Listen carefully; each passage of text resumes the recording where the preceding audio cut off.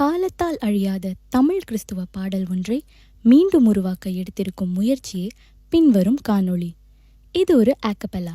இந்த பாடலை பதிவு செய்ய எந்த விதமான இசைக்கருவிகளும் பயன்படுத்தப்படவில்லை.